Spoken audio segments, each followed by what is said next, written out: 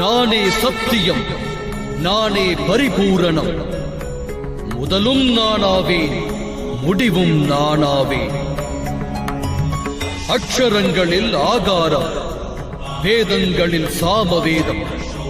தேவரில் இந்திரன் நான், புரோகிதரில் பிரகஸ்பதி நான், யட்சரில் குபேரன், ருத்ரனில் சங்கரன், வசுக்களில் அக்னி நான், பர்வதங்களில் மேரு, அதோடு மகரிஷிகளில் பிருகு. துவனியில் ஓங்காரம் நான், யஜ்ஞத்தில் ஜபமும் நான், விருட்சங்களில் பவித்திர அரசமரம்.